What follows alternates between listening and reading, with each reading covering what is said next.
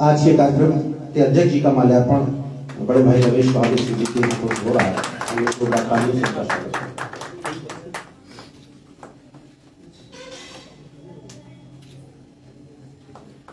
इसी क्रम में आज के कार्यक्रम के मुख्य अतिथि और शब्दाक्षर संस्था के प्रदेश अध्यक्ष श्री संतोष कुमार हिंदवी जी आज के कार्यक्रम के मुख्य अतिथि हैं। हम लोग उनके स्वागत की तरफ बढ़ते हैं और उनके माल्यार्पण के लिए मैं आमंत्रित करता हूं भाई अभितेंद्र सिंह राठौर जी को कि आप आए और हिंदवी जी का माल्यार्पण करें। और हिंदवी जी के अंग वस्त्र भेंट करने के लिए मैं भाई धर्मेंद्र सिंह राजपूत से निवेदन करता हूं कि आप आए और माननीय मुख्य अतिथि जी को अंग वस्त्र भेंट करके उनका सम्मान करें।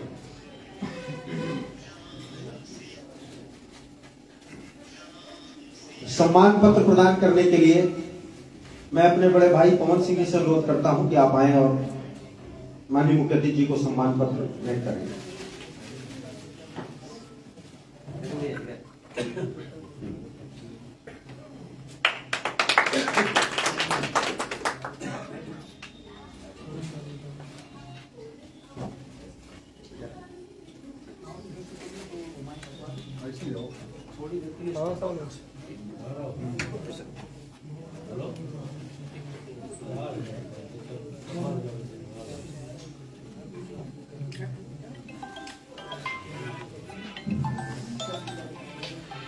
और इसी क्रम में हमारे जो वास्तव में अतिथि हैं, अतिथि सभी हैं लेकिन हमारे दूसरे जनपद से यात्रा करके यहाँ तक आए हैं, तो वो उनका सम्मान करना हमारा बड़ा दायित्व हो जाता है। प्रतापगढ़ की धरती से और बाराबंकी की धरती से बड़े भाई प्रदीप महाजन जी की उपस्थिति है। मैं उनके सम्मान के लिए भाई प्रभात सिंह त्रिलोकचंदी को आमंत्रित करता हूं कि उन्हें माल्यार्पण करके उनका सम्मान करें।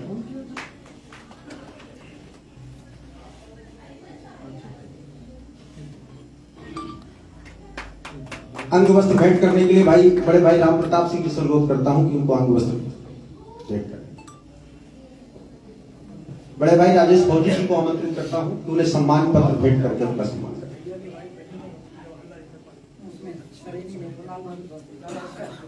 हास्य का बड़ा नाम है पूरे देश में, बड़े भाई प्रदीप महाजन जी, उनका स्वागत हो रहा है। हम लोग जोरदार तालियों से उनका स्वागत करें।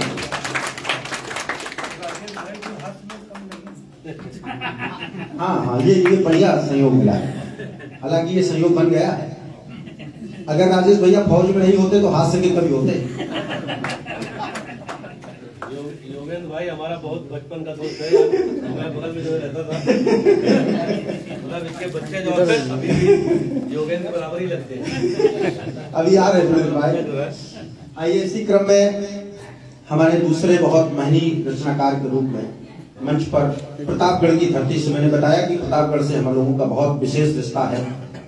हमारी दादी यानी हमारे पिताजी की का ननिहाल भी प्रतापगढ़ में है और यहाँ पर जितने लोग बैठे सबकी कोई न कोई रिश्तेदारी प्रतापगढ़ में होगी। प्रतापगढ़ की धरती से चलकर आए भाई अनूप प्रतापगढ़ी बड़े शायर हैं देश के, उनकी उपस्थिति है। उनको सम्मानित करने के लिए मैं हमारे बीच में हमारे बड़े भैया शिवेंद्र सिंह जी की उपस्थिति है। मैं उनको आमंत्रित करता हूं कि आप आए और माल्यार्पण करके उनका सम्मान करें। और इसी क्रम में भारतीय सेना में अपनी सेवाएं देने वाले बड़े भाई कैप्टन अवधेश सिंह जी की उपस्थिति है। आप उनका अंग वस्त्र भेंट करके सम्मान करें।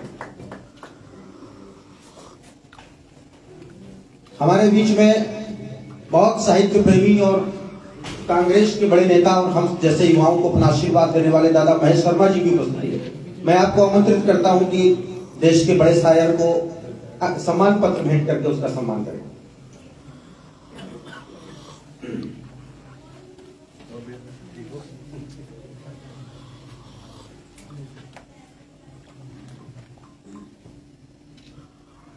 और इसी क्रम में हमारे जनपद से दो वरिष्ठ रचनाकार परम आदरणीय दादा इंद्रेश भदौरिया जी की उपस्थिति हमारे मंच पर है।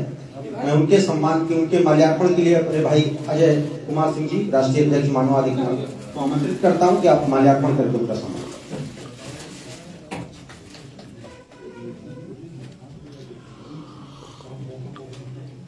सम्मान पत्र भेंट करने के लिए मैं अपनी संस्था के जिला अध्यक्ष डॉक्टर शैलेश प्रताप सिंह जी से अनुरोध करता हूं कि आप आए और दादा को सम्मान पत्र भेंट करके उनका सम्मान करें।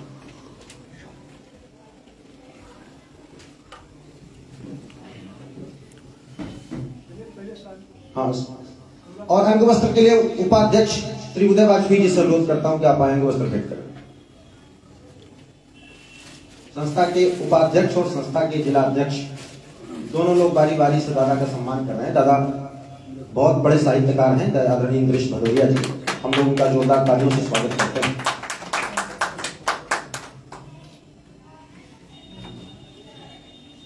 और इसी क्रम में दादा निशिहर जी की उपस्थिति है, बड़े साहित्यकार हैं हमारे बीच में। मैं उनके माल्यार्पण के लिए अपने बड़े भाई अनुराग शुक्ल जी से निवेदन करता हूं कि आप आए और उनका माल्यार्पण करके सम्मान करें।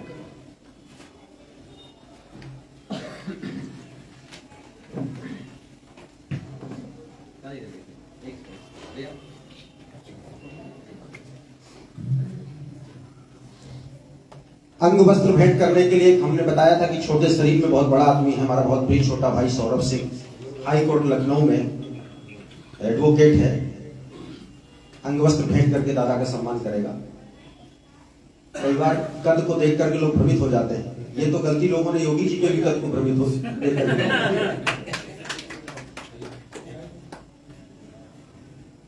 आइए मैं दादा के सम्मान पत्र भेंट करने के लिए राहुल वर्मा जी से निवेदन करता हूं।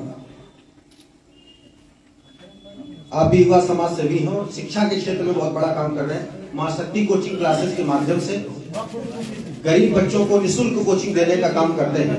ये बहुत बड़ी सेवा है। हाँ, इनकी फोटो जरूर खींचो भाई, सबकी फोटो इन्होंने ली है। इनकी खराब की तो इन्होंने ये सबकी खराब कर देंगे, ना हुई होगी खराब तब भी जानबूझ के कर देंगे, हमारी जब नहीं ठीक है पाए। आइए इसी क्रम में हमारे जनपद के दो ऐसे सितारे साहित्य के भाई सुनील सरगम और शुतोष संघर्षी के रूप में मैं भाई सुनील सरगम के सम्मान के लिए आनंद सिंह तोमर को आमंत्रित करता हूं कि भाई सुनील सरगम का माल्यार्पण करें।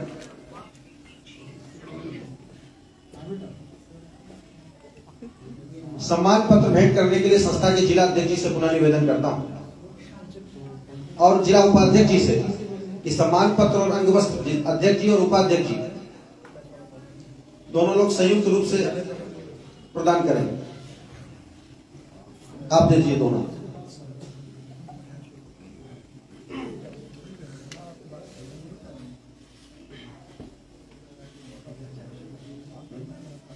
चाहे तो हम भी नहीं पी पा रहे। सुनील भैया कह रहे हैं भैया चाय नहीं पीने दिया, हमका चाय तो हम भी नहीं पी पा रहे, हम कहां पीने देंगे।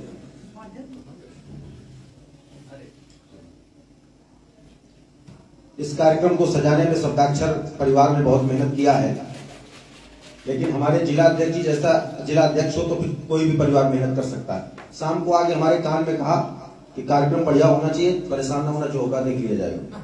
मैंने कहा फिर कौन सी चिंता है, बड़ा भाई कान में कह दे कि जो होगा देख लिया जाएगा, फिर क्या दिक्कत।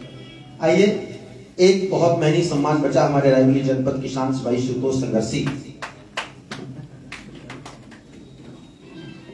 भाई शुतोष संघर्षी का सम्मान होना है, उनके सम्मान के लिए मैं भाई विक्रांत जी से निवेदन करता हूं कि आप आए और संघर्षी जी का माल्यार्पण करें।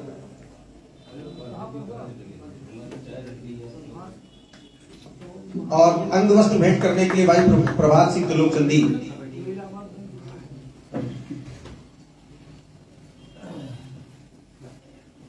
शुतोष संघर्षी को अंग वस्त्र भेंट करके सम्मान कर रहे हैं भाई प्रभात जी। और सम्मान पत्र भेंट करने के लिए मैं संस्था के प्रदेश महामंत्री और आज के कार्यक्रम के अध्यक्ष और अब तमाम साहित्यकारों के संरक्षक वरिष्ठ अधिवक्ता डॉक्टर विनय भदौरिया जी से निवेदन करूंगा कि संघर्षी जी को सम्मान पत्र भेंट करके उनका सम्मान करें।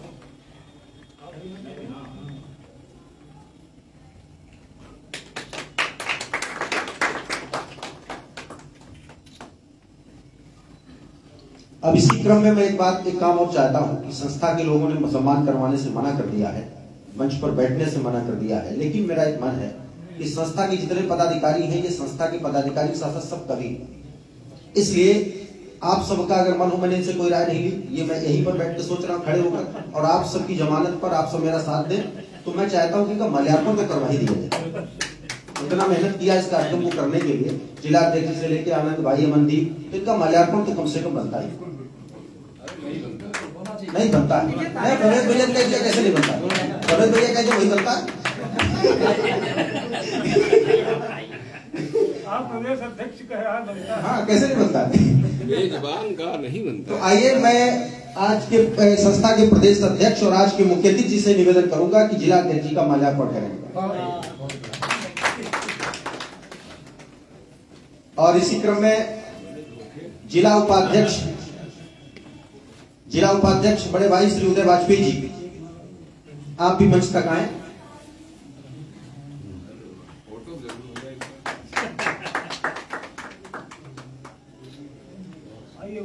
अब आप दोनों लोग सबका कर दीजिए।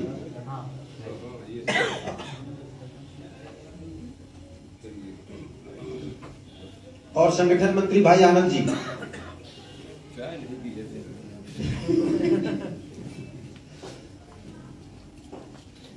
और संस्था के अर्थ मंत्री, सबसे रिस्क वाला पदाधिकारी, सबसे खतरनाक पदाधिकारी वित्त मंत्रालय पूरा उसकी जेब में, बहुत हमारे प्रिय छोटे भाई डी कोमल, बहुत कम उम्र में बहुत बड़ी प्रतिभा है, ये बहुत अच्छे ओज के कवि हैं और शोधार्थी भी हैं।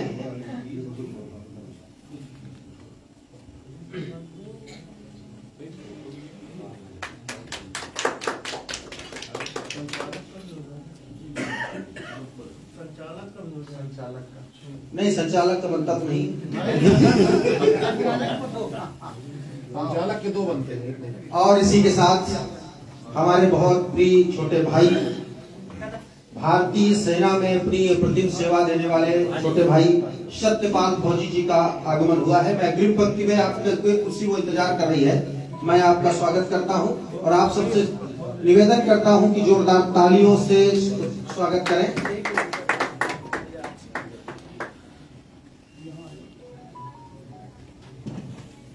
बहुत जोरदार ताली होगी।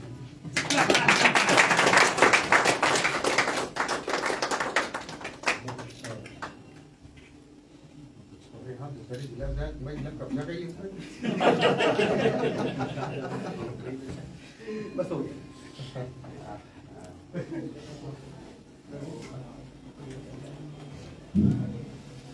बैसवारा में बैसों का इतना बड़ा दिल है जितना बड़ा भाषाओं में हिंदी भाषा का दिल है। दुनिया के सभी भाषाओं के शब्दों को हिंदी ने ऐसे पचा लिया जैसे उसके अपने ही शब्द हों। यही बैसवारा के बैसों में है।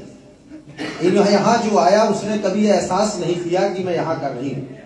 बहुत बड़ा दिल, ना कभी सम्मान में आपकी कमी आने देंगे। ये मैं इस बात का सबसे बड़ा उदाहरण हूँ, तब कह रहा हूँ, मैं सुनी सुनाई बात नहीं बता रहा।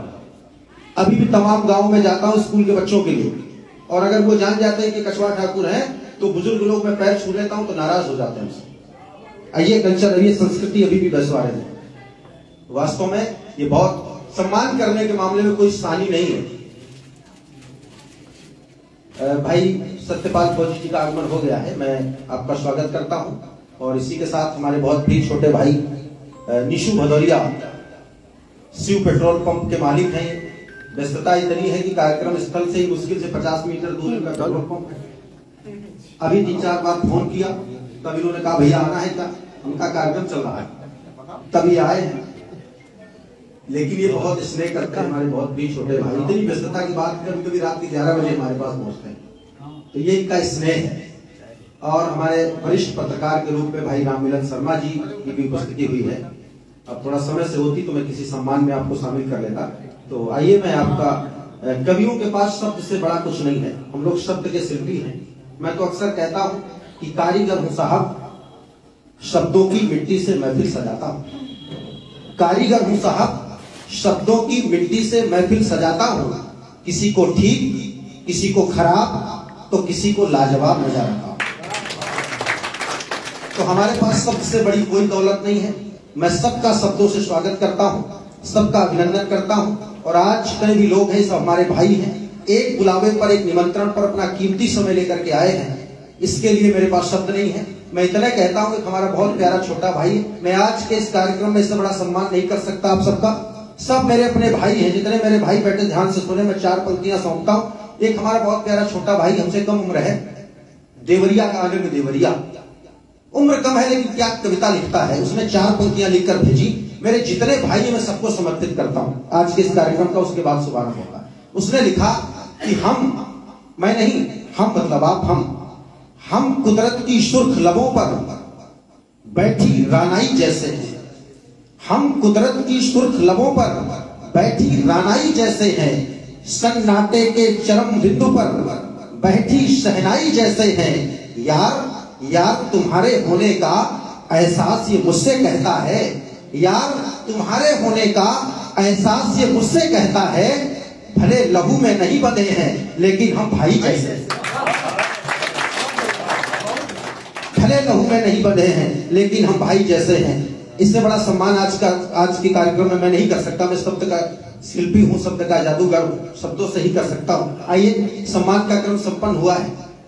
दूसरी हमारी, हाँ, हमारी संस्था के पदाधिकारी हैं, आप मीडिया प्रभारी हैं, दादा हरीश दीक्षित की उपस्थिति हमारे बीच में हुई है। मैं आपको आमंत्रित करता हूं, आप मंच तक आए, आपका स्थान आगे है, आप यहाँ स्थान ग्रहण करें, आपका माल्यार्पण करके सम्मान भी होगा।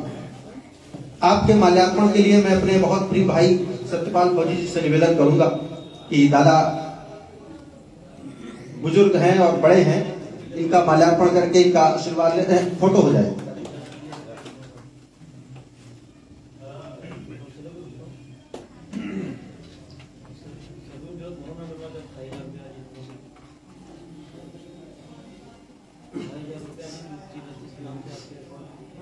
आइए, हमारी परंपरा है कि हम मां सरस्वती के पुत्र हैं, मां सरस्वती का पूजन, और कवियों को वाणी पुत्र कहा जाता है, मां सरस्वती का पुत्र कहा जाता है। तो मां सरस्वती के पुत्र कोई अनुष्ठान करें और मां का आवाहन न करें तो ये उचित नहीं है, अच्छा भी नहीं होगा। तो मां सरस्वती के चरणों में शब्द सुमन समर्पित हो जाए। इसके बाद बिना किसी विघ्न बाधा के, बिना निर्वाध कवि सम्मेलन चलेगा। केवल कवि सम्मेलन है, किसी तरह का कोई अवरोध बीच में नहीं, सीधे आप और आपकी और कवियों की कविता सीधे होगी। तो मां सरस्वती की वंदना के लिए हम किसी से भी निवेदन कर सकते हैं, इतना समृद्ध मंच है, मंच पर इतने समृद्ध रचनाकार हैं, किसी से भी हम निवेदन कर सकते हैं। लेकिन मेरा एक मन है कि अपनी मिट्टी की खुशबू की बात ही और होती, चाहे जितना महंगा परफ्यूम लगाइए, लेकिन बारिश, पहली बारिश में जब मिट्टी पर पानी बरसता है, उस मिट्टी से जो भीनी भीनी गंध उठती है, कोई परफ्यूम उसकी बराबरी नहीं कर सकता। तो अपने घर की जो मिट्टी अपनी मिट्टी होती है, उसका कोई सानी नहीं। मेरा आशय है कि मैं अपने बड़े भाई डॉक्टर विनय भदौरिया साहब से निवेदन करूं कि मां सरस्वती के चरणों में शब्द सुमन समर्पित करें, तत्पश्चात आज का कार्यक्रम प्रारंभ किया जा सकता।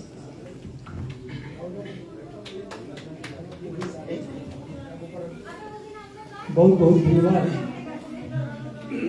मां सरस्वती के चरणों में अपने को समर्पित करता हूँ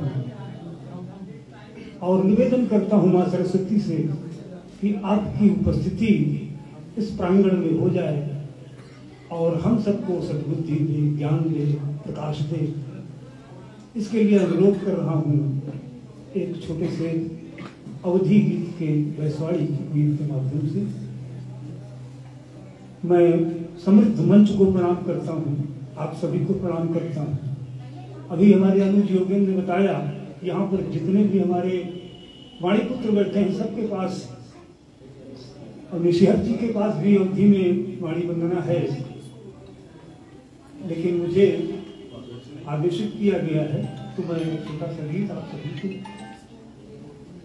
कि होई कीर्तन हुनकार मुलुया है पूरी, कि होई कीर्तन हुनकार मुलुया है पूरी, हम आहिन तो पुतवा तोहार मैया, हम आहिन तो पुतवा तोहार मैया।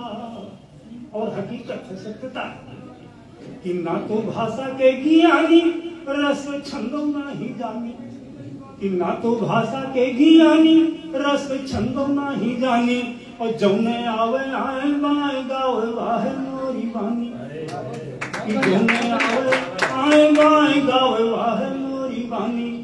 तो गति जिंदगी कटे तू संवार मैया, हम आहिन तो पुतवा तोहार मैया, हम आहिन तो पुतवा तोहार मैया।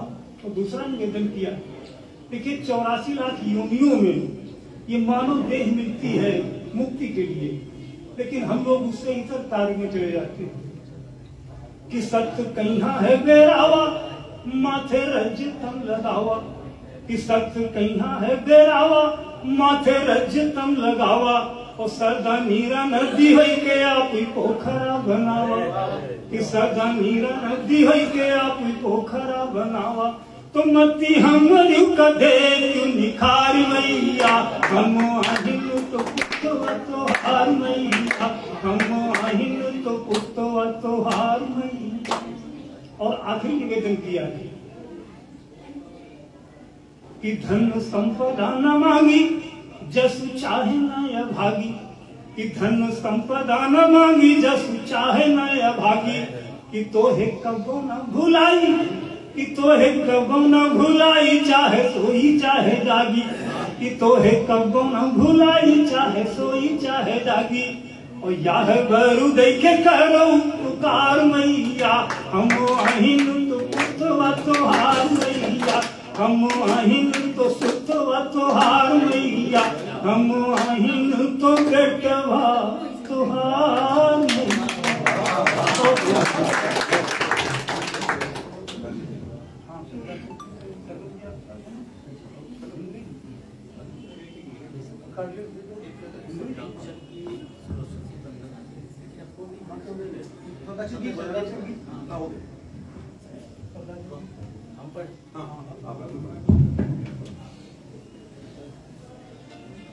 वहाँ से पढ़ूँ जैसे आप सुविधा लगे वहाँ से, ठीक है। आप पढ़ाने का क्रम यहीं से करें, और आप चाहे तो एक कुर्सी और डालें, नहीं वो उसके लिए माइक भी कभी वहाँ से पढ़े, कभी तो फ्री हैंड पढ़े, उनको डैश की जरूरत ना हो।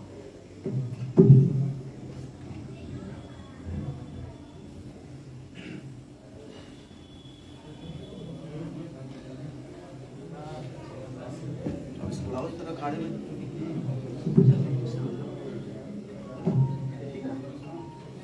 खाना ठीक है ना।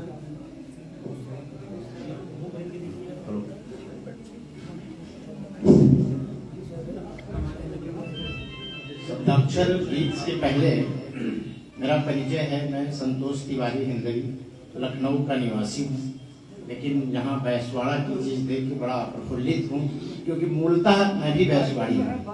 आपके बगल के जनपद उन्नाव टिप्पणी कला मेरा जन्म है। रमई काका उसी विद्यालय से पढ़े जिस विद्यालय से मैंने इंटर कॉलेज किया। अवधि वास्तव में भगवान राम ने भी अपनी मातृभूमि के लिए जो भाव प्रकट किए, जननी जन्मभूमिश्च स्वर्गादपि, जब अवधि का कोई शब्द निकलता है तो मैंने कश्मीर से लेके बंगाल की घाटी, बंगाल की खाड़ी तक गया हूँ, लेकिन जब कोई अवधि मिल जाता था, अवधि की बात करने वाला मिल जाता था ट्रेन में कहीं, तो अपने आप, यहाँ तो सभी अवधि के लोग हैं, लेकिन अपने आप वो जो ममत्व, जो सामीप पे दिखता है, वो दूसरी भाषाओं में नहीं मिलता है। इसलिए आज बैसवाड़ा की मूल जगह लालगंज में नाम बहुत सुनता था अपने पिताजी से भी कि बैसवाड़ा का ये बहुत क्षेत्र है। जब उन्नाव जनपद नहीं बना था तब इसको बैसवाड़ा ही कहते थे संयुक्त रूप से। तो आज वहाँ पर मुझे काव्य पाठ करने का अवसर मिला है, आप सबका सानिध्य मिला है, बहुत आनंद का है। शब्दाक्षर का जो ये आज का कार्यक्रम है, ये आप केवल ये शब्दाक्षर तहसील है, ये तहसील, इसको आप केवल तहसील तक न समझे। आज का ये जो कार्यक्रम है, इस माध्यम से लगभग 55 देशों में प्रसारित हो रहा है, क्योंकि ये केंद्रीय पटल से जुड़ा हुआ है, और लगभग 25 से भी अधिक प्रांतों में इसका प्रसारण हो रहा है। लालगंज में अगर कार्यक्रम हो रहा है तो उडुपी में लोग देख रहे हैं, विशाखापत्तनम में देख रहे हैं, कांगड़ा में लोग देख रहे हैं, नोएडा में देख रहे हैं, झुंझुनू में देख रहे हैं, मतलब देश के और देश के बाहर लोग इससे जुड़े हुए हैं, और ये 55 देशों में इसका प्रसारण साथ साथ चल रहा है। क्योंकि हमारे शब्दाक्षर में एक प्रोटोकॉल है कि जब हम कोई कार्यक्रम करते हैं तो माँ वाणी वंदना के बाद शब्दाक्षर गीत गाते हैं। तो मैं प्रस्तुत करता हूँ। हिंदी की अलख जगाते हैं हम, शब्दाक्षर कहलाते हैं। हिंदी की अलख जगाते हैं हम, शब्दाक्षर कहलाते हैं। भारत माँ की हिंदी को हम सदा समर्पित, हिंदी को हम साख नहीं इसकी गिर पाए, कहीं न ये हिंदी मिट जाए। सबको एहसास कराते हैं हम, शब्दाक्षर कहलाते हैं, हम शब्दाक्षर कहलाते हैं। नित्य ध्यान शारद का धर के, सतत साधना उनकी करके, प्राप्त हुआ अनुकंपा का फल, काव्य कला का अद्भुत कौशल। जन जन को हम सिखलाते हैं, हम शब्दाक्षर कहलाते हैं, हम शब्दाक्षर कहलाते हैं। उड़ के सब गहरे धावों को, व्यथित हृदय के मन भावों को, सरगम के सुर साज सजाकर, गजल छंद नव गीत सुनाकर, अंतस को हम सहलाते हैं, हम शब्दाक्षर कहलाते हैं।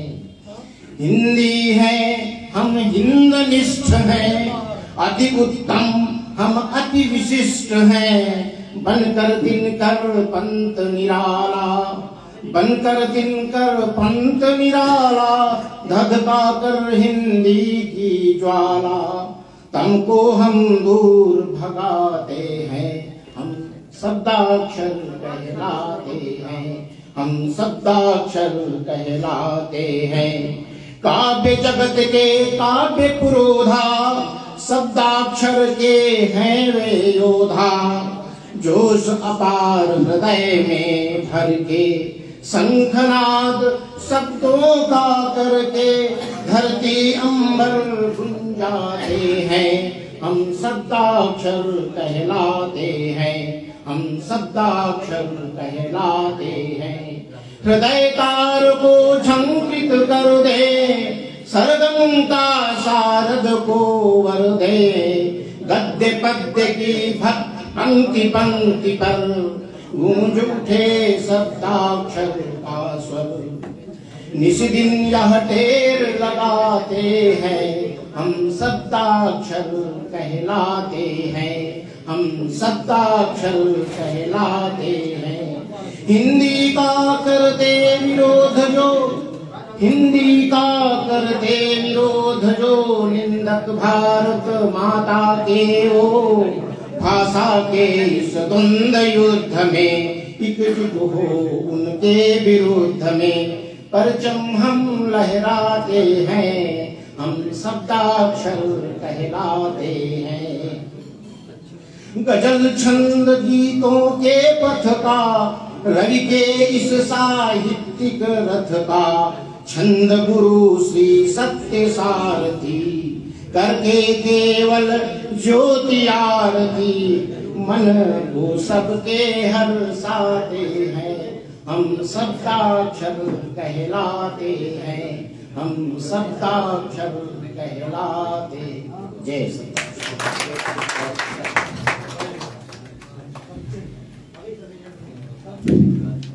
ये माननीय प्रदेश अध्यक्ष जी के मुखार बिंदु से शब्दाक्षर गीत आपने सुना। माँ सरस्वती की वंदना हुई हमारे बड़े भाई के वाणी से। आइए हमारे कुछ अतिथि आए हैं। भाई अंकुर सिंह राठौर जी की उपस्थिति हुई है। मैं आपका हार्दिक स्वागत करता हूँ, अभिनंदन करता हूँ। और मैं सबसे चाहता हूँ कि सब लोग स्थान ग्रहण कर लें। जो हलचल हुई है, हलचल थोड़ा समाप्त हो जाए, क्योंकि कविता एक विशेष मनस्थिति की उम्मीद करती है। हमारे बहुत प्रिय मित्र हैं अजीत वाजपेयी, उनके पूज्य पिताजी की उपस्थिति हुई है। मैं आपको प्रणाम करता हूँ। सब लोग थोड़ा सा माहौल बना दें कविता का। विशेष मनस्थिति की उम्मीद कविता करती है। फिर इसके बाद कविता सीधे आप तक पहुंचेगी। कहीं कोई थोड़ा सा बातचीत भी कम करेंगे। देखिए, बातचीत आप संतोष की कविता में नहीं कर पाएंगे।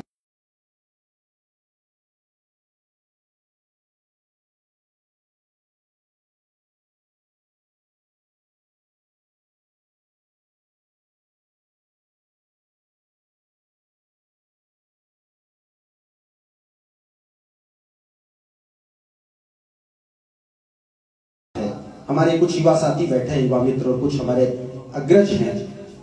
कविता ये इतिहास गवाह है आदिकाल से कि जब हमारे देश में लोकतंत्र नहीं था, राजतंत्र था, तो वही महान राजा हुआ इतिहास में जिसके दरबार में एक समर्थ रचनाकार कवि था। बुंदेलखंड के सर्वाधिक पराक्रमी राजा छत्रसाल बुंदेला के दरबार में 1, 2, 10, 20 नहीं, उनके दरबार में 90 से ज्यादा कवि उनके दरबार में होते थे। और उस कवि का पूरे परिवार का खर्च वो राज दरबार उठाया करता था। आज हमारे क्षेत्र में, हमारे देश में बड़े बड़े नेता लोग बनना चाहते हैं, लेकिन किसी कवि को शरण नहीं देना चाहते। मैं आज आपको बताता हूं कि कवि से बड़ा आलोचक और कवि से बड़ा प्रशंसक दुनिया में दूसरा कोई नहीं। हमारे संतों को लिखना पड़ा कि साईं बैर न कीजिए कवि पंडित अरु यार।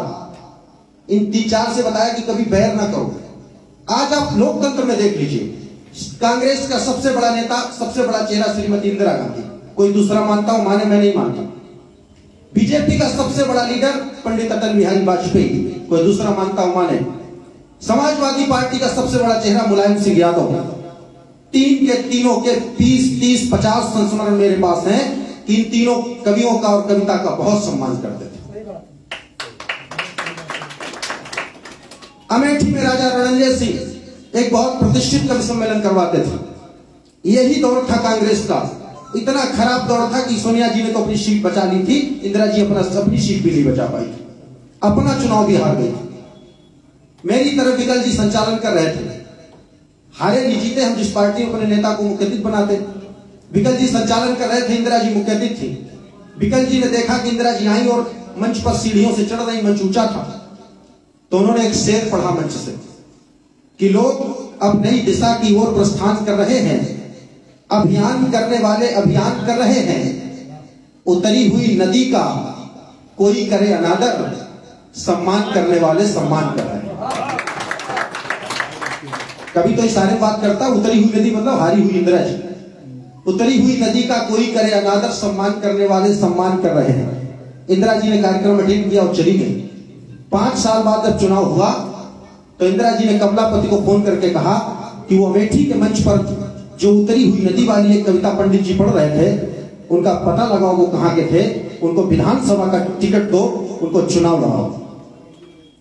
कमलापति को खुद नहीं पता था कि कौन पढ़ रहा था। राजा रणंजय सिंह से संपर्क किया और तब पता चला कि वो विकल जी थे, छोटे से हमारे हम लोगों जैसे कवि। उनके घर पहुंचे और उनको जबरदस्ती विधानसभा का टिकट देकर के चुनाव लड़ाया और वो विधायक हो गए। एक कवि की 4 पंक्ति की कविता देश के सर्वोच्च नेता के दिमाग में 5 साल तक बनी रही। ये इस बात का प्रमाण है कि वो नेता कितना बड़ा साहित्य प्रेमी था। यहां आज मिलिए और फिर तीसरे दिन मिलो तो नेता भूल जाता, कहता देखा तो याद नहीं। 4 पंक्तियां इतने बड़े नेता को याद। अंतरराष्ट्रीय शख्सियत पंडित अटल बिहारी वाजपेयी प्रधानमंत्री थे और लखनऊ के सांसद थे। एक कार्यक्रम में मुख्य अतिथि थे। उस समय पाकिस्तान से वार्ता चल रही थी।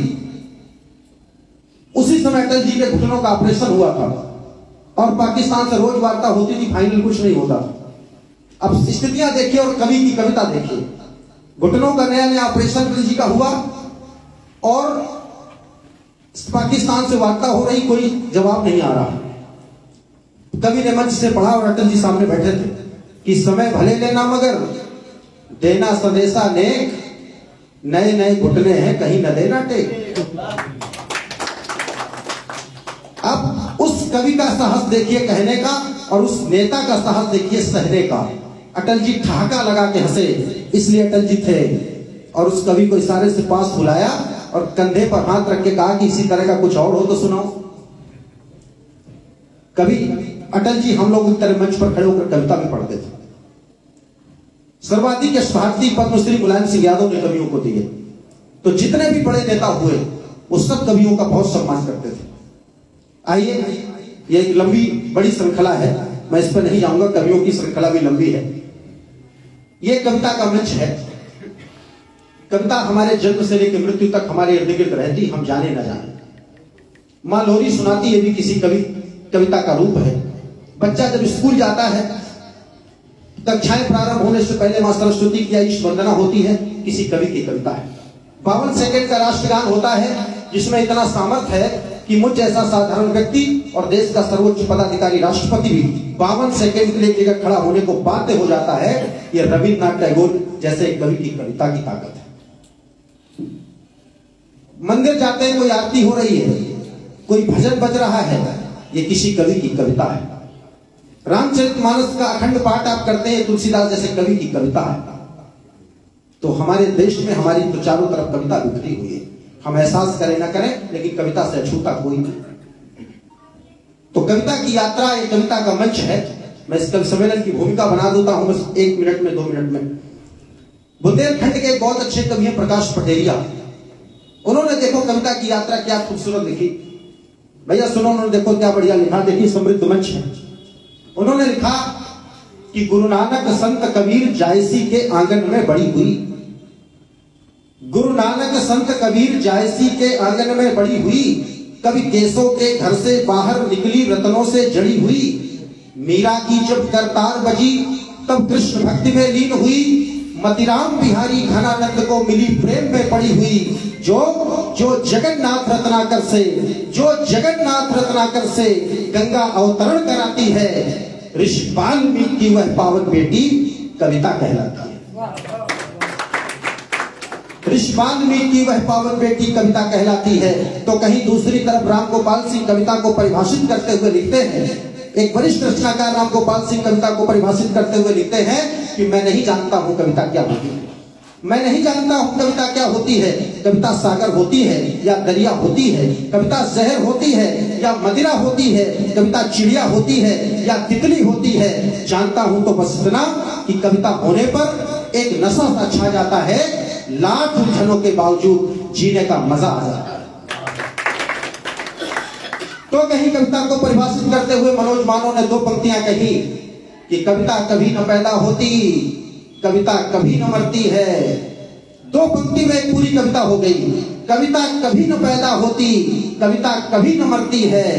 कविता को हम क्या रचते हैं, कविता तो हमको रचती है।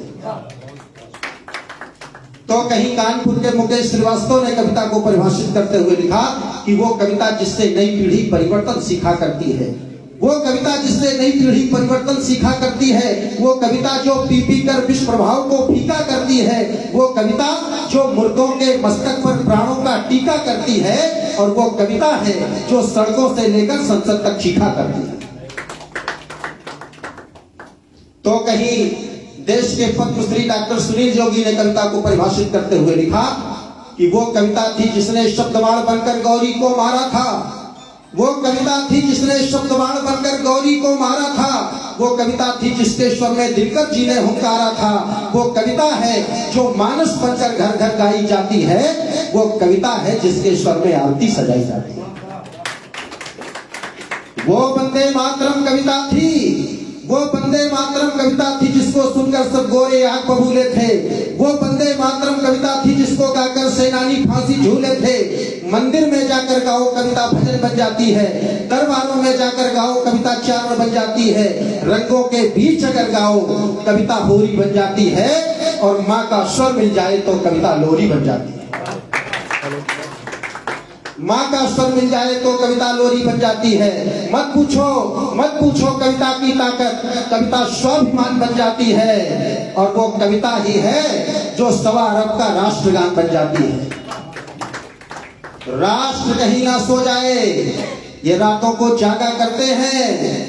राष्ट्र कहीं ना सो जाए, ये रातों को जागा करते हैं। राष्ट्र की खुशहाली के ये मन्नत मांगा करते हैं। सूर, तुलसी, मीरा और कबीरा के वंशज हैं, इनका वंदन करिए।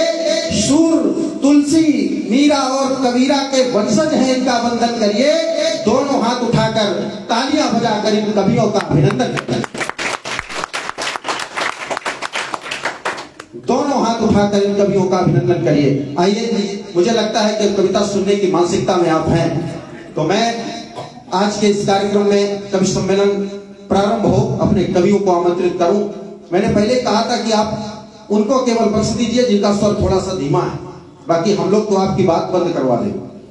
आइए, हमारे बीच में मैं चाहता हूं कि अपने संगठन के पदाधिकारियों का भी कविता पाठ होना, दोनों को मैं साथ, मंच और हमारे संगठन के पदाधिकारी दोनों को मैं साथ लेकर चलूंगा।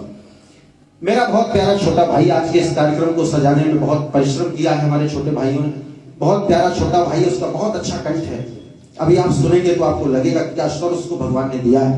हमारे संगठन का संगठन मंत्री है भाई आनंद सिंह तोमर। मैं आवाज देता हूं और आप सबसे निवेदन करता हूं कि छोटा है, उसके हिस्से में तालियां थोड़ा हमसे हमारे हिस्से की काट देना, लेकिन उसके काम कर दे। आइए मैं आपको आमंत्रित करता हूं माइक पर।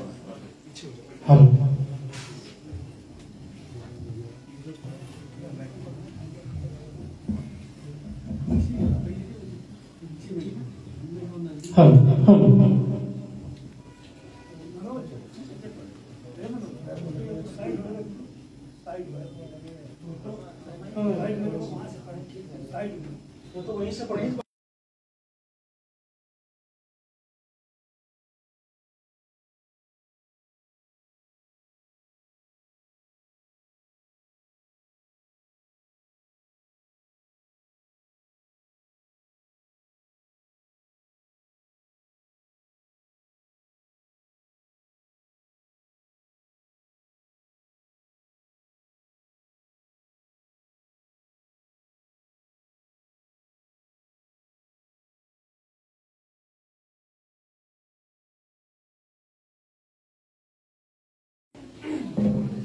आदरणीय प्रदेश अध्यक्ष जी, इस कार्यक्रम के अध्यक्ष जी और सभी महफिलों को पुनः एक बार बार प्रणाम करता हूं। ज्यादा समय न लेते हुए मैं 4 पंक्तियां आप सबके समक्ष रखता हूं। आपका आशीर्वाद चाहता हूं, आपका प्यार चाहता हूं। बिना गुणों के निखरे मुश्किल सुंदर छवि का होना।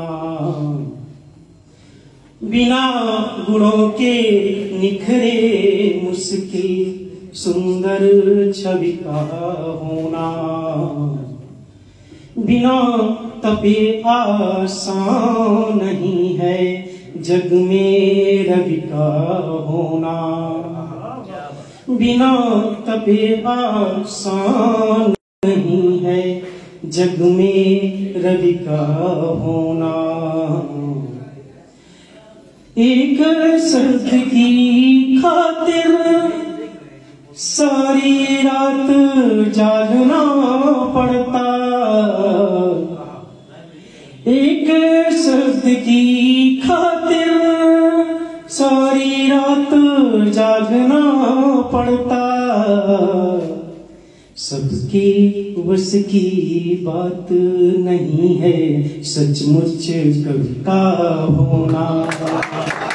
सबके बस की बात नहीं है सचमुच कवि का होना। मैंने 4 पंक्तियों के माध्यम से अपना परिचय देने की कोशिश की है। जैसा कि योगेंद्र भैया ने हमारा परिचय अपने आदेश से ही दे दिया था अग्रिम रूप में, तो मैं 4 पंक्तियां और आप सबके समक्ष रखना चाहता हूं, आशीर्वाद चाहता हूं। एक उदासी से मन के गहरे अनुबंध हुए। एक उदासी से मन के गहरे अनुबंध हुए। छू ना सकी लहर नदी की ऐसे तटबंध हुए। छू ना सकी लहर नदी की ऐसे तटबंध हुए। विरही मन से फेंके जो पत्थर पानी में। विरही मन से फेंके जो पत्थर पानी में। वो आंसू की सरिता से उपजे नौछंद हुए। वो आंसू की सरिता से उपजे नौछंद हुए। और 4 पंक्तियां आप सबके बीच में। और दिल की तस्वीर को तकदीर बना लूं कैसे, प्रतिबंधन है कहीं ना कहीं। दिल की तस्वीर को तकदीर बना लूं कैसे, अपने लहजे को भला मीर बना लूं कैसे, अपने लहजे को भला मीर बना लूं कैसे। अजब सी भटकन भरी हो गई है ये दुनिया, अजब सी भटकन भरी हो गई है दुनिया, अजब सी भटकन भरी हो गई है ये दुनिया। मैं जो रांझा ही नहीं तुझे हीर बना लूं कैसे, मैं जो रांझा ही नहीं तुझे हीर बना लूं कैसे। और 4 पंक्तियां आप सबके समक्ष और रखूंगा और फिर इसके बाद में अपना स्थान लूंगा, क्योंकि समय की अपनी परिसीमा है। बड़े बड़े लोगों को सुनना भी है, दूर दराज से आए हुए आदरणियों को भी सुनना है। अभिलाषा भी हमारी है कि हम कुछ लोगों को पहली बार भी सुनेंगे, आशीर्वाद चाहेंगे। तो 4 पंक्तियां और। गंबत लाने दुनिया में पागल बनना होगा, गंबत लाने दुनिया में पागल बनना होगा। थोड़ा सा इको बना दीजिए इसका। गंबत लाने दुनिया में पागल बनना होगा, प्यास बुझाने धरती की बादल बनना होगा, प्यास बुझाने धरती की बादल बनना होगा। गर हम चाहे ममता से भरी धरा तो हमको, गर हम चाहे ममता से भरी धरा तो हमको, अपनी माँ की आँखों का काजल बनना होगा, अपनी माँ की आँखों का काजल बनना होगा। और अंतिम 4 पंक्तियां आपका आशीर्वाद चाहता हूँ, इसके बाद स्थान लूंगा। बिखरी स्मृतियों के बिंब संजोया करते हैं, बिखरी स्मृतियों के बिंब संजोया करते हैं। थामू हृदय की पीड़ा चुप चुप रोया करते हैं, थामू हृदय की पीड़ा चुप चुप रोया करते हैं। दुख की नदी न बहने देता कभी आँखों से, दुख की नदी न बहने देता कभी न आँखों से। बीज धैर्य के अंतस में नित बोया करते हैं, बीज धैर्य के अंतस में नित बोया करते हैं। बहुत बहुत धन्यवाद।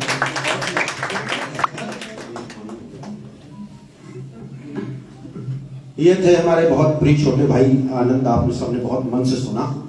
एक बार हमारा मन है कि भाई आनंद के लिए एक बार ताली और हो जाए। और डूब के आप सबने सुना। ये यही लालगंज में एक स्कूल में पढ़ाते हैं, और स्कूल का नाम नहीं बताऊंगा, लेकिन जहाँ कार्यक्रम हो रहा है इससे सबसे नजदीक जो स्कूल है उसमें पढ़ाते हैं। एक दिन ये पढ़ा रहे थे तो क्लास में बच्चों को बता रहे थे कि गंगा जी तलमऊ से निकलती है। तो इनके मैनेजर साहब क्लास के बाहर से निकले तो उन्होंने सुना कि आनंद जी पढ़ा रहे कि गंगा जी तलमऊ से निकलती है। तो उन्होंने इनको धीरे से सारे से बुलाया, बोले आनंद जी गंगा जी कहाँ से निकलती? बोले गंगोत्री से निकलती। तो बोले जाइए क्लास में। फिर मैनेजर साहब गेट के पास खड़े रहे, फिर अंदर के बच्चों से कहा गंगा जी तलमऊ से निकलती। तो उन्होंने फिर बुलाया, बोले कहाँ से निकलती? बोले गंगोत्री से। तो बोले बच्चों को तलमऊ फिर क्यों बता रहे? बोले मैनेजर साहब सुनो, हम 14-15 हजार में तलमऊ से निकालेंगे, 50,000 दोगे तो हम गंगोत्री से निकालेंगे। ये आनंद जी बहुत अच्छे शिक्षक हैं, क्योंकि इनके साथ ऐसी अजीब घटना है। एक दिन इनकी क्लास में बच्चा बड़ा गंदा संदा बन के आता था, नहाता नहीं, तो उन्होंने उसको एक नोटिस लिखी। हमारे आपके समझ नहीं थी, एक डायरी होती बच्चे के पास, तो गार्जियन का और टीचर का उसमें संवाद चलता है। इधर से टीचर लिख देता कुछ, तो गार्जियन उसमें जवाब लिखता। तो इन्होंने उसमें नोटिस लिखी कि कृपया अपने बच्चे को नहला धुला के स्कूल भेजें। तो उसकी मम्मी बड़ी तेज थी। अब तो आजकल जब जवाब मम्मियां देती, पापा तानी, तो उसकी मम्मी ने लिखा कि इसका मतलब आप हमारे बच्चे को पढ़ाते कम है, सूंघते ज्यादा है। आप पढ़ाया करें, सूंघाना करें। इन्होंने एक दिन एक बच्चे से पूछा, हिंदी में रचना के आधार पर वाक्य भेद 3 होते हैं, सरल वाक्य, संयुक्त वाक्य और मिश्र वाक्य। हिंदी के जानकार लोग जानते हैं। तो हिंदी मिश्र वाक्य जो है, तो इन्होंने क्वेश्चन दिया बच्चे को कि मिश्र वाक्य किसे कहते हैं। बच्चा लाले नहीं था, उसको जिस दिन उन्होंने पढ़ाया उस दिन आया नहीं था, लेकिन लिखना था उसको। तो उसने लिखा कि ब्राह्मणों में ब्राह्मण होते हैं, उनको मिश्रा कहते हैं, कुछ लोग उनको मिश्र भी कहते हैं। वो जो वाक्य बोलते हैं उस वाक्य मिश्र वाक्य, उनको उस वाक्य को ही मिश्र वाक्य कहते हैं। एक दिन उन्होंने एक बच्चे से पूछा कि बताओ भारत पाक सीमा विवाद क्या है? तो उसने कहा भारत पाक सीमा विवाद सीमा हैदर है।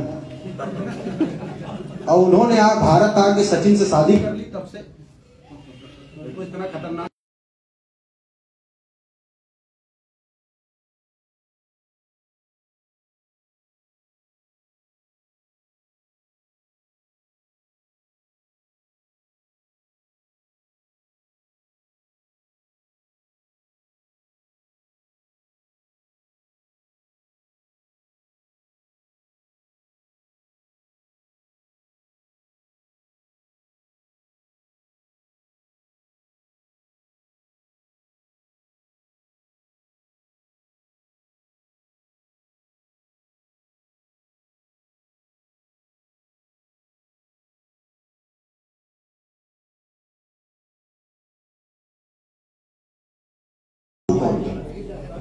वो जेल क्यों गए?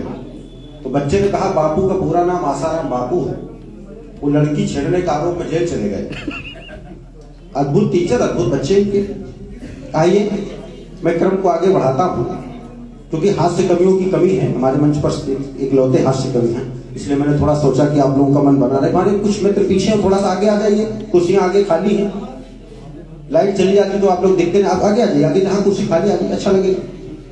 हमारे बीच में हमारी शब्दाक्षर परिवार में बहुत ओजस्वी युवा कवि, ओजस्वी, वो कविता भी उसकी ओजस्वी है, और जब कविता का वाचन करता है तो उसका अंग प्रदर्शन भी बहुत ओजस्वी होता है।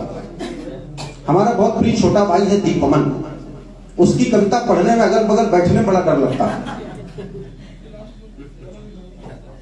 वो प्रतिभाशाली बहुत है, पीएचडी कर रहा है इलाहाबाद विश्वविद्यालय से। एक उसका खंडकाव्य क्रांतिवीर आजाद इतनी कम उम्र में प्रकाशित हो चुका है, इसलिए उसकी प्रतिभा का आप अंदाजा लगा सकते हैं। हमारे लालगंज की धरती का गौरव है, निसंदेह नाम रोशन करेगा।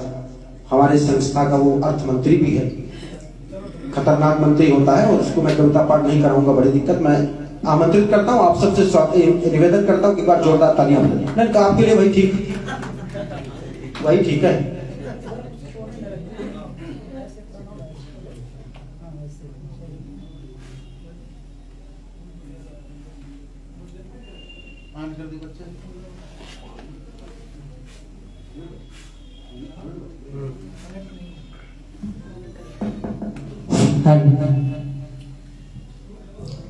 माँ बागेश्वरी को नमन करता हूँ, पावन मंच को नमन, उपस्थित प्रबुद्ध श्रोताओं को नमन, और मुझे मालूम है कि मैं बैसवाड़े की धरती पर कविता पढ़ रहा हूँ। इसी बैसवाड़े की धरती पर जन्म लिया और यहाँ से काशी और प्रयागराज की धरती से होता हुआ पुनः आपके बीच में आया हूँ।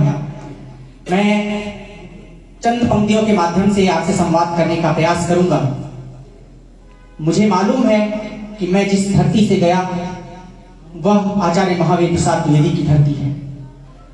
जिस धरती पर अध्ययन किया वह रामचंद्र शुक्ल की धरती है। जिस धरती पर अध्ययन किया दूसरी जो मेरी कर्मभूमि बनी इलाहाबाद विश्वविद्यालय, वह दुष्यंत कुमार की धरती है, जहां से कभी यह नारा गूंजा, कभी यह पंक्तियां गूंजी कि कहां तो तय था चरागा हर एक घर के लिए, कहां चराग मैसर नहीं शहर के लिए। आइए मैं कुछ अपनी पंक्तियों के माध्यम से आप सभी के बीच में कुछ देर के लिए हूं और आपसे बातचीत करने की कोशिश करता हूं, लेकिन उससे पहले चार पंक्तियां आप सभी के बीच में रखना चाहूंगा कि वास्तव में कवि का होना क्या होता है। भैया इसको थोड़ा कम कर दो। कि अंतस के उठते भावों को एक बोझ का साथ होना, अंतस के उठते भावों को एक बोझ का साथ होना, नींद भले ही रहे आंख में नहीं जानते ये सोना, मन के कुछ संकल्प संग में अर्धक्षिप्तों सा जीवन, क्या तुमको बहुत सरल लगता है किसी मनुष्य का कवि? क्या तुमको बहुत सरल लगता है किसी मनुष्य का कवि होना? और चार पंक्तियां इसी क्रम में और आप सभी के बीच में रखने की कोशिश करता हूं और ये पंक्तियां उनको समर्पित करता हूं जिनके दिल में अगर थोड़ा सा भी हिंदुस्तान धड़कता होगा। मैं कहना चाहता हूं कि खड़ा है प्रहरी हिमालय, सुशोभित होते देवालय, असम हो चाहे मेघालय, यही है वीरों के आलय, मेरी पूजा थाली में बसा भगवान है भारत, मेरा सम्मान है भारत, मेरा अभिमान है, मेरा सम्मान है भारत, मेरा अभिमान है भारत। और चार पंक्तियां इस क्रम में और आप सभी के बीच में समर्पित करता हूं, अपने सभी नौजवानों को समर्पित करता हूं जो यहाँ पर उपस्थित हैं कि प्रेयसी ने कांधों पे जो शीश ना रखा होकर, सावन की बूंद है सुहानी किस काम की, रात के अंधेरों में ये साए साथ छोड़ दे जो, मिलने ना आए तो दीवानी किस काम की, कि नीति ना प्रधान हो व शब्द ना निदान हो, बिन संदेश कहानी किस काम की, और देश ना धड़कता हो जिनके दिलों में घर, तुम ही बताओ वो जवानी किस काम, देश ना धड़कता हो जिनके दिलों में घर, तुम ही बताओ वो जवानी किस काम की, कि होती है ये नाजुक, होती है ये नाजुक गुलाब जैसे फूल सी, कि वक्त के ही संग में सजाओ आप जिंदगी, और इससे ही रिश्ता है नाते सब इससे ही, इनके ही संग में निभाओ आप जिंदगी, किंतु मत भूल के देश तेरा पहले है, इससे तो छोटी ही बताओ आप जिंदगी, और नहीं कहता कि कभी मरिए वतन है तू, देश हिंद जी करे दिखाओ आप जिंदगी, और नहीं कहता कि कभी मरिए वतन है तू, देश हिंद जी करे दिखाओ आप जिंदगी।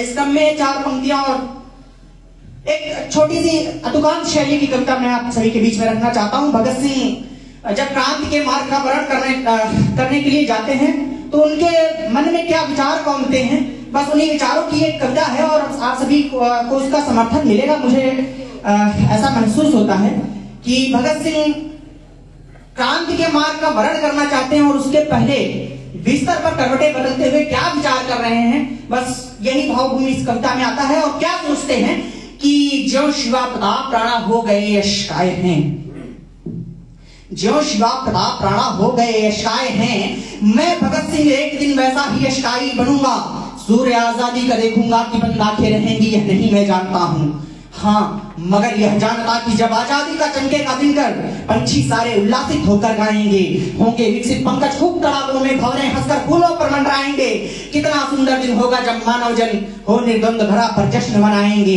भयहीन बनेगी उस दिन अपनी हिंद धरा जब सब मिलकर आजादी पर्व मनाएंगे, भयहीन बनेगी उस दिन अपनी हिंद धरा जब सब मिलकर आजादी पर्व मनाएंगे। सौभाग्य रहा यदि बच पाया इस दुनिया में तो मेरी दो आंखों से ज्यादा खुशियां कौन निहारेगा। सौभाग्य रहा यदि बच पाया इस दुनिया में तो मेरी दो आंखों से ज्यादा खुशियां कौन निहारेगा। वो देखेगा दुनिया का एक एक बच्चा भी जब यह भगत सिंह जय हिंदुस्तान उचारेगा। अगर नहीं बच पाया तो क्या, अगर नहीं बच पाया तो क्या, मैं बस सरफरोश कहलाऊंगा। कितने ही इतिहास उठाकर हमने देखे, गाते हैं सब गाथाएं बस उनकी ही, जो कर देते बलिदान स्वयं का वेदी पर। इतिहासों के पृष्ठों पर मैं भी शायद छप जाऊंगा एक दिवस उनके जैसा। इतिहासों के पृष्ठों पर मैं भी शायद छप जाऊंगा एक दिवस उनके जैसा। और नहीं तो कम से कम तक याद रहूंगा, फहराएगा स्वाभिमान जब भारत का, कि हो सकता है कुछ ऐसा मैं कर जाऊं कि भारत की भावी माताएं ढूंढेंगी भगत सिंह निज जायों में, और कोटियों भगत सिंह जब धरती पर होकर निर्द्वंद निहारेंगे, कैसे कोई वार करेगा स्वाभिमान पर भारत, कैसे कोई वार करेगा स्वाभिमान पर भारत के। और एक छोटी सी कविता आप सभी के बीच में और रखना चाहूंगा, उसके बाद मैं अपना स्थान लूंगा।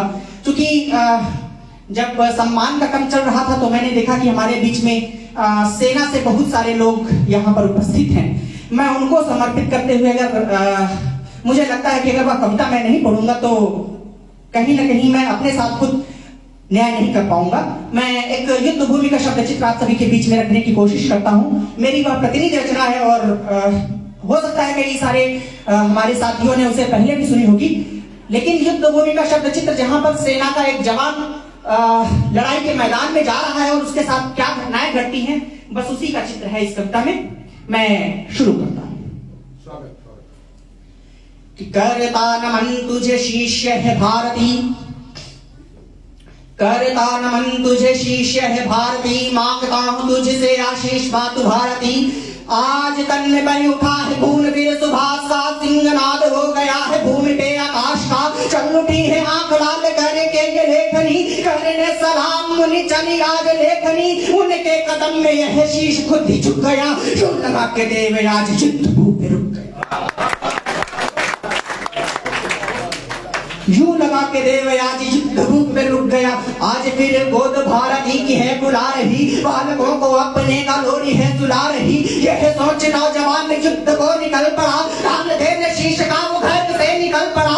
आज शीश शत्रुओं का खंडित करूंगा मैं, वंग मातु भारती की खून से भरूंगा मैं। इतना विचार वह युद्ध भूमि पे आ गया, यूं लगा के मेघ श्याम शत्रु दल पे छा गया,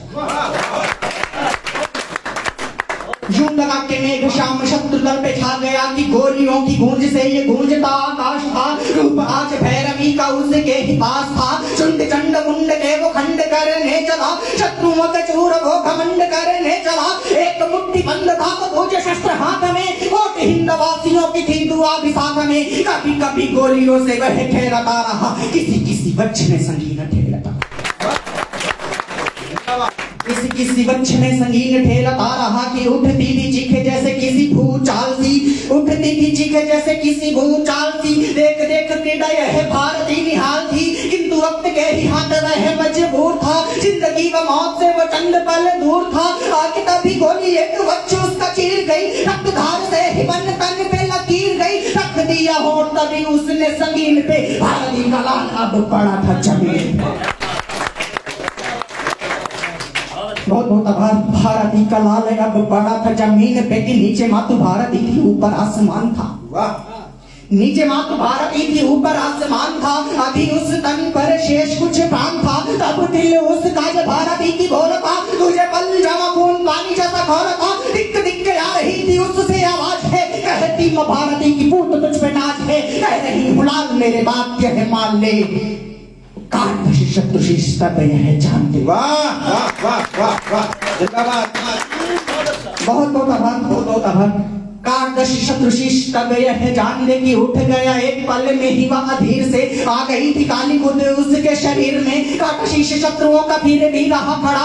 एक सीमा पार जब निज ध्वज था गड़ा, नाचते जवान देखे शत्रुओं के देश में, नाचते जवान देखे शत्रुओं के देश में। रूठने लगे थे प्राण तन में जो शेष थे, तुझे बल नौजवान शीश भूपे रख दिया, आखिरी सलाम तब तुझको। वाह वाह वाह, जिंदाबाद। वाह, आखिरी सलाम, बहुत बहुत आभार। आखिरी सलाम तक ध्वज को निरंक किया, कि गूंजने लगी थी जयकार भारती की अब। वाह वाह वाह वाह, जिंदाबाद। गूंजने लगी थी जयकार भारती की, अब चहुदिश करे मनुहार भारती की। अब एक लाल सो गया है और माँ की गोद में, एक लाल सो गया है और माँ की गोद में। माँ भी अब है प्रसन्न उनसे प्रमोद में, ऐसे वीर बालकों की माँ ये है भारती, जाति सिंधु गिरी पे उतारते हो आरती। वैसी भारती पे कोटि शीश कुर्बान है, और प्राणों से भी ज्यादा प्यारा यह है हिंदुस्तान है। बहुत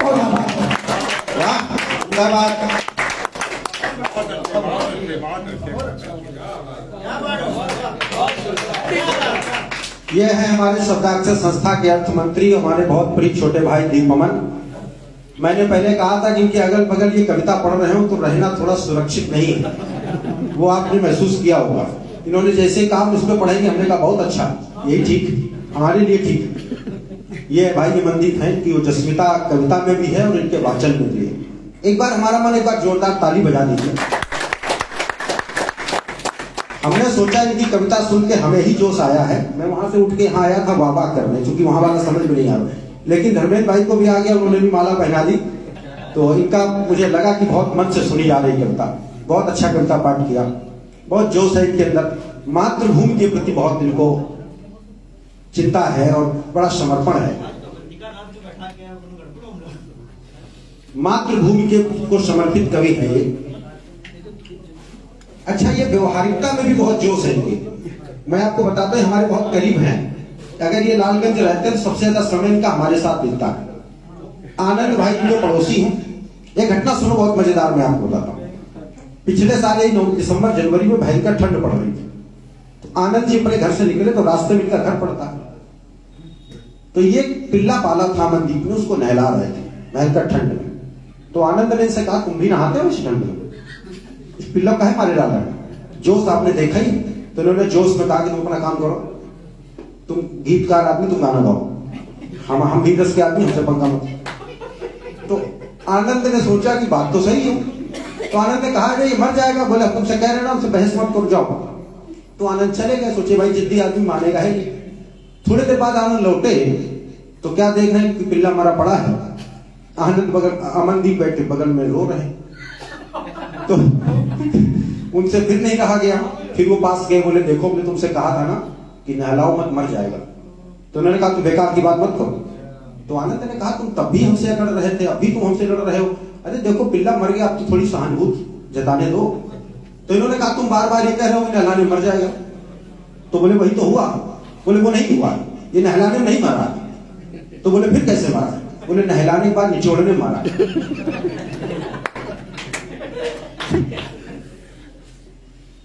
अद्भुत आदमी है ये अमनदीप। एक बच्चे से उन्होंने पूछा कि एक रेलगाड़ी 180 किलोमीटर प्रति घंटे की रफ्तार से जा रही है, हमारी उम्र बताओ। अब आप अंदाजा लगा सकते हो कि इनके टैलेंट का। चाल गाड़ी बता रहे हैं, वो पूछ मर रहे हैं। बच्चा भी बड़ा टैलेंटेड लालगंज का। हम तो चकरा गए कि सवाल कैसा। हमने सोचा इनसे पूछे सवाल कैसा। तो बच्चा कह रहा है इनसे, कह रहा भैया तुम्हारी उम्र 24 साल। सही में इनकी 24 साल। अब इनका दिमाग चकरा गया। इन्होंने बच्चे से कहा, यहाँ बेटा तुम्हें हमारी गाड़ी की चाल से हमारी उम्र कैसे निकाल दी? तो उसने कहा कुछ नहीं, हमारे घर के बगल में भैया रहते हैं, उनकी उम्र 12 साल है, वो आधे पागल।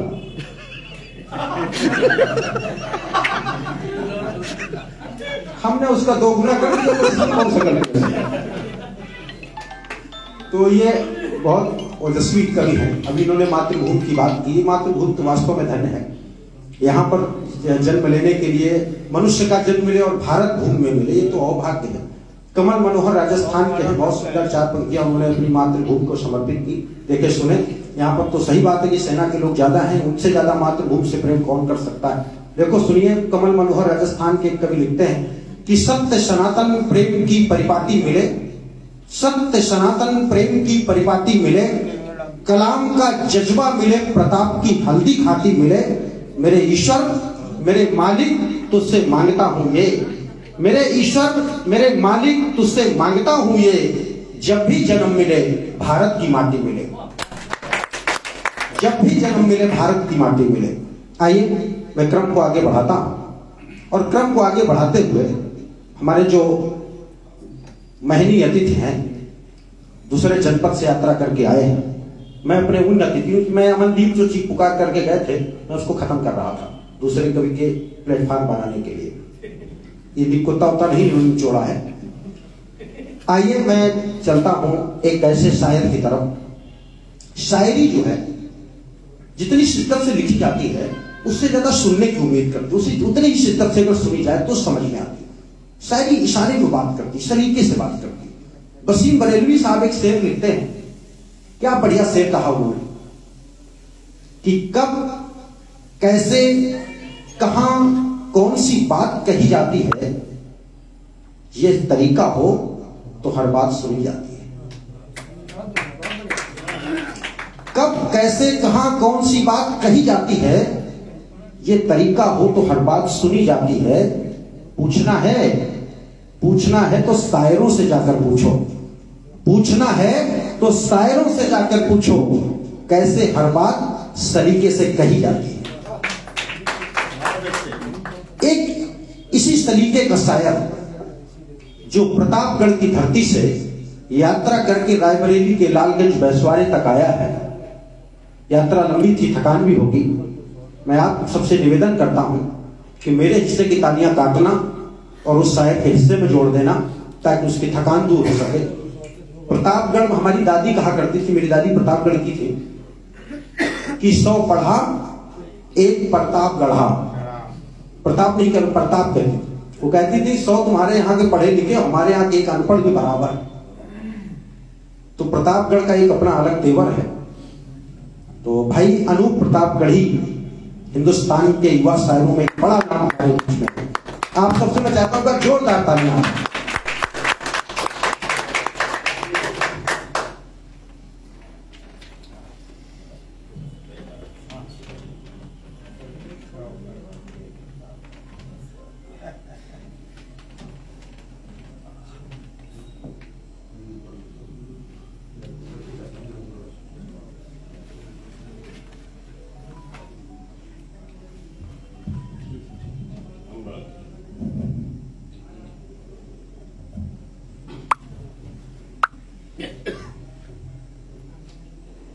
बहुत शुक्रिया, बहुत आभार वाईपी भैया का। और ठीक है, सुतोष भाई का आप सबसे मिलने का एक अच्छा मौका मिला, अच्छा लगा।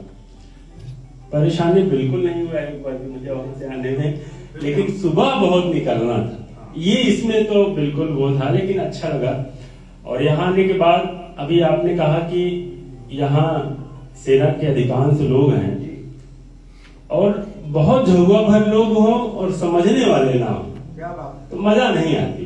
पौवा भर लोग हों, जैसे इतना सारा दही होता है और जब हम उसको मथते हैं तो मक्खन इतना निकलता है, तो उस दही इतने से मक्खन की कीमत जो इतनी है वो बहुत ज्यादा है, तो वो मक्खन है आप लोग। तो ये हम लोगों के लिए ये बड़ी खुशनसीबी रही है। और वाईपी भैया ने अभी बहुत कुछ बताया। आते ही सुतोष भाई बताए कि वाईपी भैया को सह पाना बहुत दुश्वार काम है, बड़ा मुश्किल काम है। तो उसका रीजन हम आपको बताएं। डालडा सबसे पच जाता है, लेकिन देसी घी वही पचा पाता है जिसका लीवर बहुत दुरुस्त होता है, नहीं पेट खराब होगा। आप समझ रहे हैं। बादाम आप 1 पाव नहीं खा सकते, लेकिन आप गेहूं आधा किलो खा सकते हैं। रोटी तो बहुत ज्यादा खाई जा सकती है, लेकिन बादाम नहीं खाई जा सकती। तो ये उस तरह के बादाम है। एक वाकया मैं आपको सुनाऊं, उसके बाद हम लोग शायरी तक चलेंगे।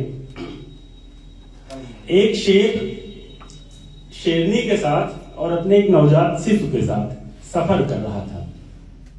रास्ते में कोई बात नहीं,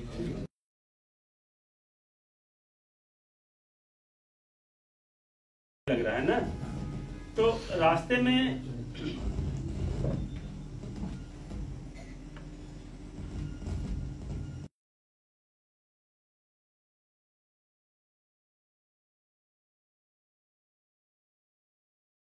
एक शेर शेरनी के साथ सफर कर रहा था, उसका नवजात शिशु भी उसके साथ था। सुतोष भाई सुनेंगे और माननीय जी लोग। हमारा बहुत बड़ा मंच है और इतना अदब का संचालन वापी भैया कर रहे हैं, ये अपने आप में इस कवि सम्मेलन का कद खुद ब खुद 3 फीट ऊपर उठ गया है।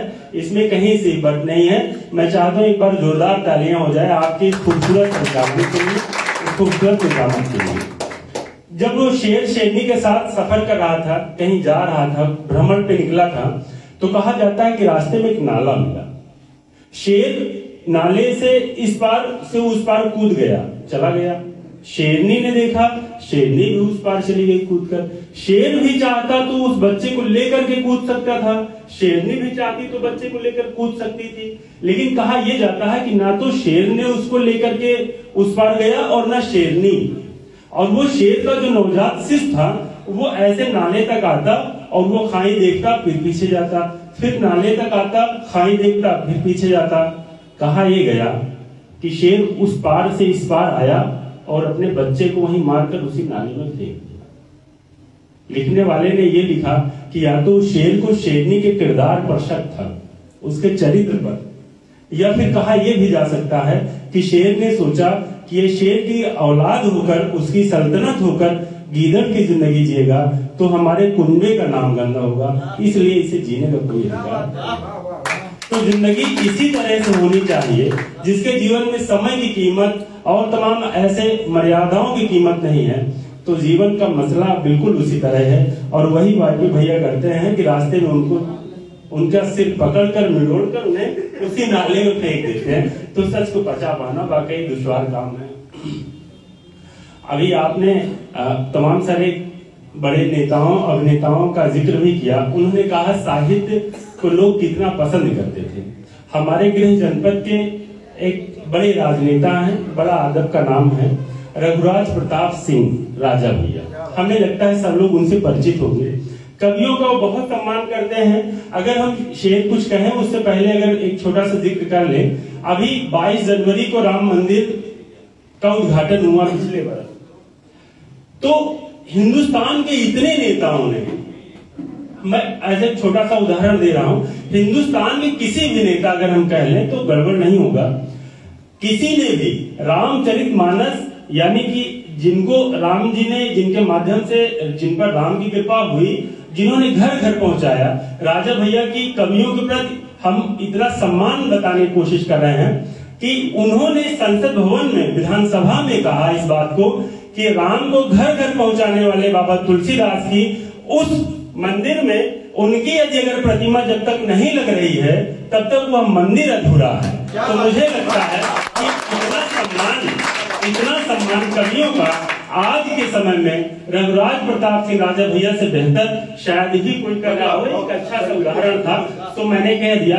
हालांकि इसको किसी पार्टी से इसका कोई ताल्लुक न रखिएगा, क्योंकि न रखिएगा क्योंकि वो तो हमारे घर के, हमारे आंगन की तुलसी की तरह है, हमारे जिले की।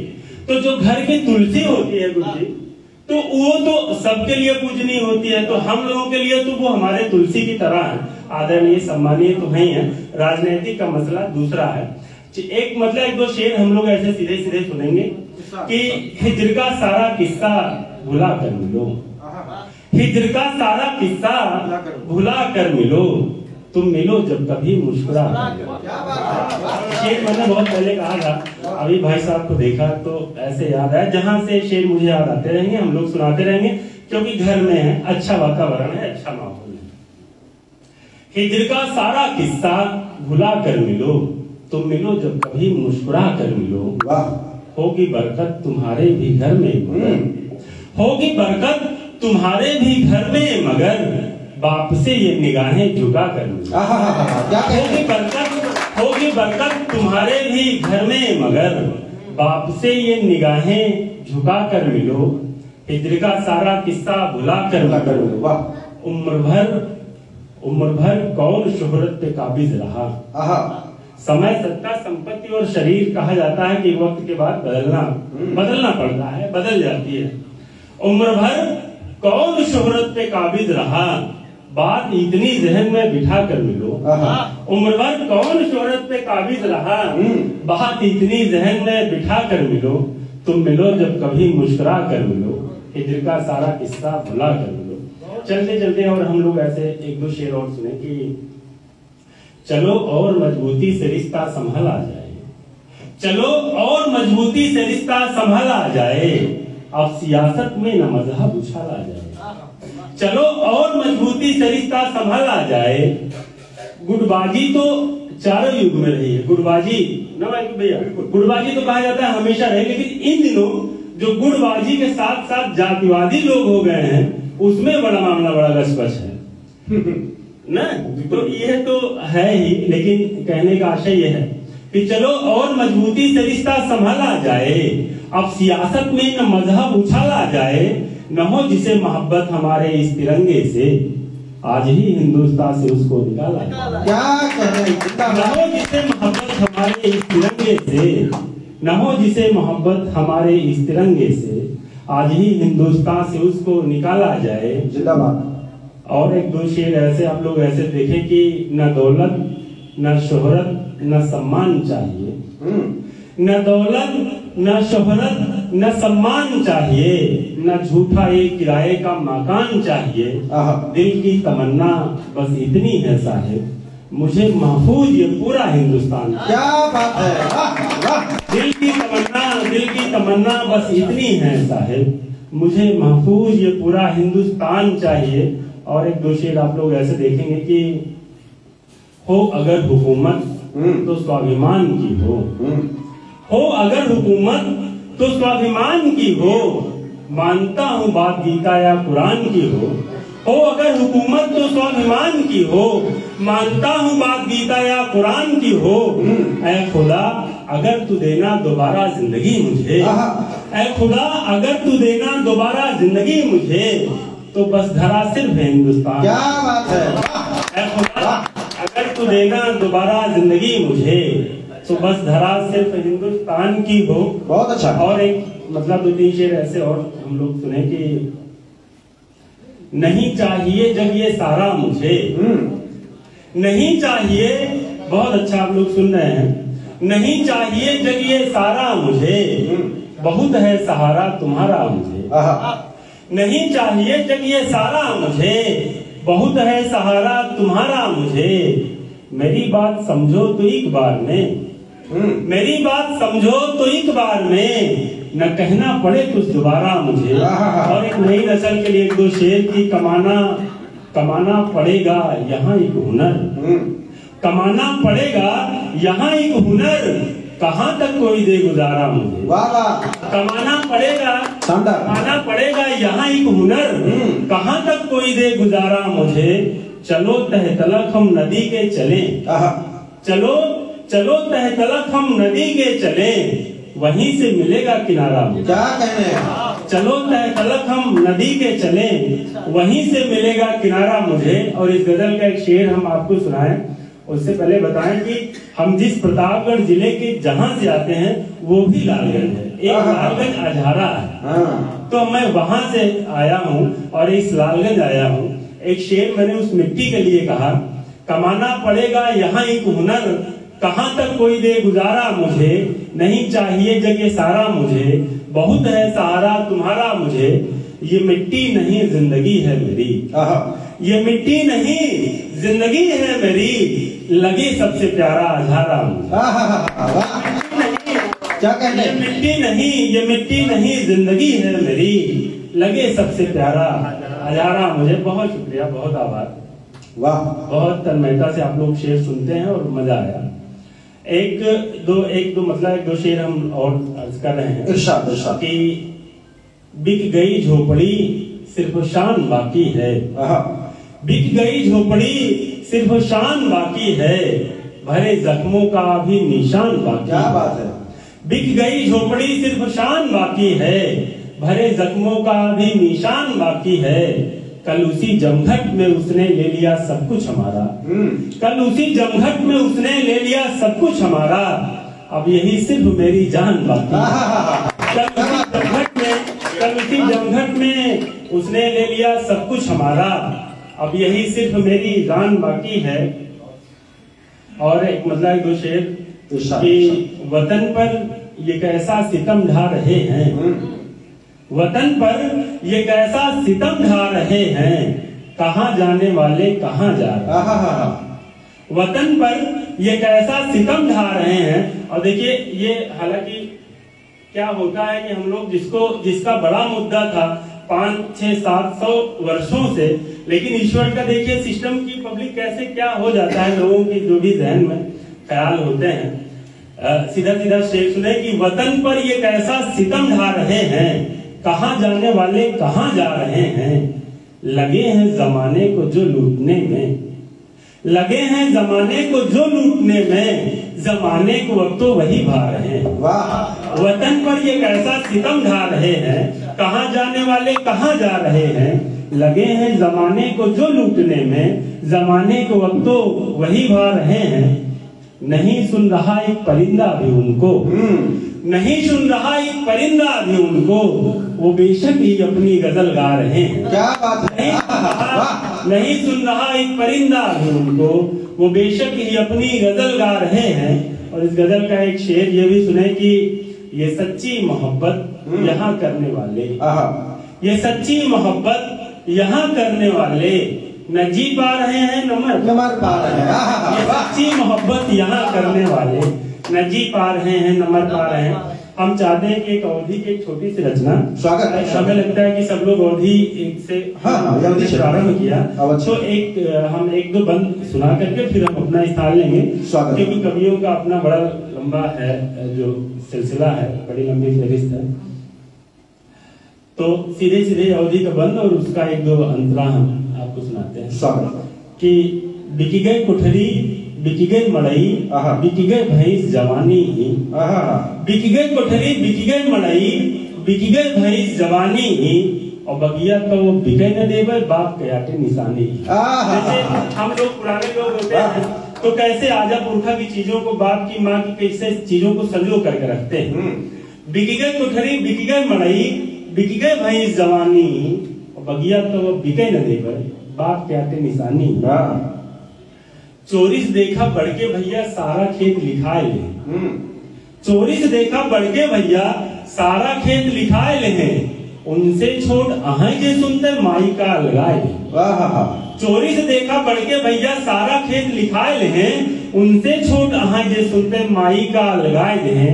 बाप के मरते अम्मा कई कौन दशा हुई रमुआ, बाप के मरते अम्मा कहे कौन दशा हुई रमुआ, तो पूछत नहीं चाहू का वे करत रहा कितनो कमुआ, आवत बाटे पुरखन से झगड़ा बहुत पुरानी, बगिया तो बिके न देवे बाप के आटे निशानी, बगिया तो बिके न देवे बाप के आटे निशानी। अच्छा, अगले बंद में देखिए कि अगर वो पिता सरकारी नौकरी कर रहा हो और उसके 4-5 बच्चे हों, 5-6 बच्चे हों, तो देखिए पेंशन के लिए क्या क्या मामला होता है। स्वागत। एक भाई तो पेंशन खातिर कलिए से रार मचाएगा, एक भाई तो पेंशन खातिर कलिए से रार मचाएगा, एक जने कुछ आहं ठीक मुल मेहरुआ आग लगाएगा। एक भाई तो पेंशन खातिर कलिए से रार मचाएगा, एक जने कुछ आहं ठीक मुल मेहरुआ आग लगाएगा। देखते गणवारी अंगने के माई फूट के रोवत थी, देखते गणवारी अंगने के माई फूट के रोवत थी, बह रोशनी अखिया के आपा आपन खोवत थी। बात बात पे लाठी निकले, बात बात पे लाठी निकले, रोज के आटे कहानी ही, बगिया तो बिके न देवे बाप क्या। बहुत शानदार। एक बार मेरा मन है भाई लोग के लिए जोरदार तालियां सब लोग बजा दें। बहुत शानदार काम पाठ किया आपने, बहुत बधाई आपको। और ये सच है कि जिन राजनेताओं का मैंने जिक्र किया था साहित्य प्रेमी के रूप में, उस लिस्ट में एक राजा भैया का भी नाम है। मैं एक घटना आपको और बताता हूँ, शायद आपके संज्ञान में होगी। एक बार प्लेन से राजा भैया सफर कर रहे थे, संयोग से उसी प्लेन में डॉक्टर कुमार विश्वास भी सफर कर रहे थे। ये डॉक्टर कुमार विश्वास का वीडियो बाकायदे नेट पे मिल जाएगा, आप सर्च करेंगे तो आपको मिल जाएगा। तो डॉक्टर कुमार विश्वास ने जब राजा भैया को देखा तो दोनों लोगों की बातचीत शुरू हुई, तो कुमार विश्वास ने स्वीकार